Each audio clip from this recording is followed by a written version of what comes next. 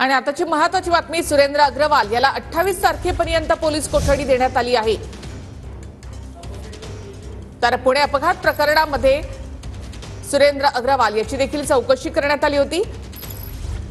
ड्रायव्हरला डांबून ठेवल्या प्रकरणामध्ये सुरेंद्र अग्रवाल याला आज पोलिसांनी अटक केली आहे। सुरेंद्र अग्रवाल याला 28 तारखेपर्यंत पोलीस कोठडी देण्यात आली आहे। सुरेंद्र अग्रवाल हा वेदांत अग्रवाल यांचे आजोबा आहे। तर सुरेंद्र अग्रवालला 28 तारखेपर्यंत पोलीस कोठडी देण्यात आली आहे। पुणे अपघात प्रकरणामध्ये आणखी काही अपडेट्स येत आहेत। त्यामध्ये सुरेंद्र अग्रवाल याला 28 तारखेपर्यंत पोलीस कोठडी।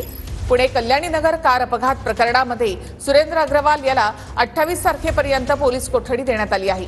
ड्रायव्हरला धमकावणं आणि त्याला डांबून ठेवणं या प्रकरणामध्ये सुरेंद्र अग्रवाल याला 28 तारखेपर्यंत पोलीस कोठडी देण्यात आली आहे।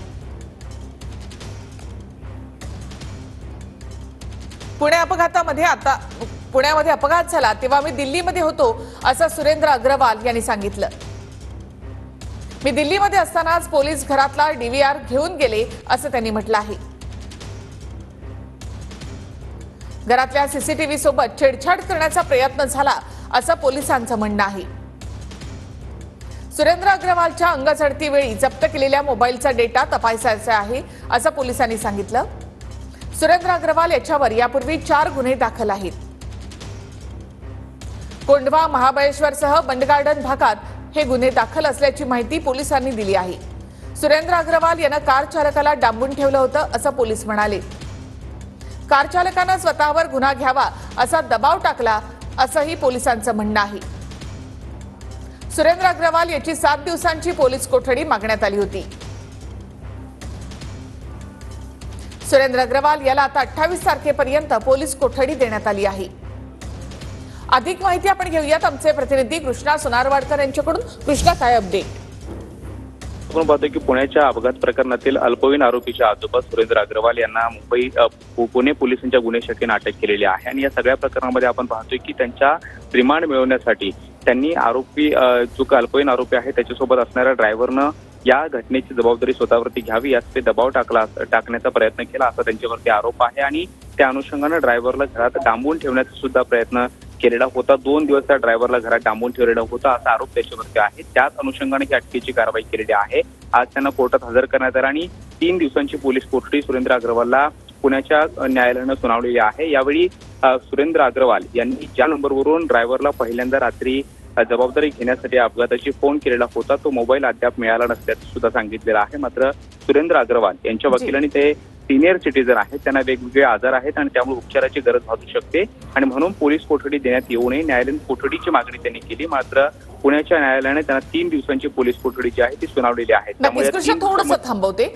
आपण या संदर्भातले एक ग्राफिक्स पाहूयात, पुन्हा तुमच्याकडे येते। तर सुरेंद्र अग्रवाल याला 28 तारखेपर्यंत पोलीस कोठडी देण्यात आली आहे। कार चालक स्वतःहून आरोपीच्या घरी गेला होता असं आरोपीच्या वकिलांचं म्हणणं होतं।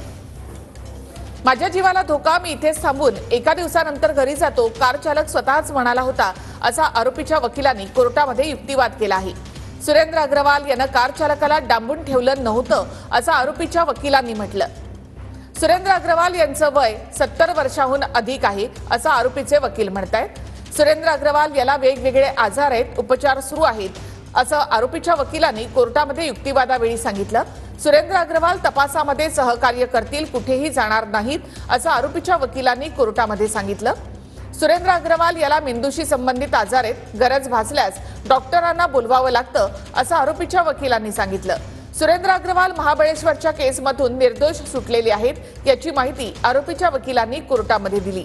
पुन्हा एकदा थेट जाऊयात आमचे प्रतिनिधी कृष्णा सोनारवाडकर यांच्याकडे। कृष्णा, निखिल, आपण पाहतोय की पुणे पोलिसांचा या सगळ्यामध्ये महत्वाचा दावा आहे की अल्पवयीन आरोपीच्या सोबत ज्या रात्री तो ड्रायव्हर होता त्याला अग्रवाल यांनी घरामध्ये कोंडून 2 दिवस ठेवलेलं होतं। 2 दिवस त्याला जाऊ दिलेलं नव्हतं, त्याचबरोबर त्याचा मोबाईल सुद्धा काढून घेतलेला होता आणि या गुन्ह्याची जबाबदारी स्वतःवरती घ्यावी यासाठी खूप प्रचंड मोठ्या प्रमाणामध्ये दबाव सुद्धा टाकण्यात आला। त्यांना पैशांचं आमिष सुद्धा देण्यात आलं। मात्र सुरेंद्र अग्रवाल यांच्या म्हणण्यानुसार त्यांच्या वकिलांनी जो काही युक्तिवाद केला त्यानुसार ड्रायव्हर हा घाबरलेला होता, लोकांमध्ये संताप होता आणि त्यामुळे त्यांच्या जीविताला धोका निर्माण झालेला होता असा दावा करून ते स्वतःच अग्रवाल यांच्या घरी गेलेले होते नक्कीच. आणि मला एक दिवस थांबण्याची त्यांनी परवानगी सुद्धा त्यांच्याकडे मागितलेली होती. अशा पद्धतीचा दावा करत पोलिसांचा जो काही दावा आहे तो फोडून काढण्याचा प्रयत्न केलेला आहे. नक्कीच कृष्णा, मी पुन्हा एकदा तुमच्याकडे येते आणि आता आपण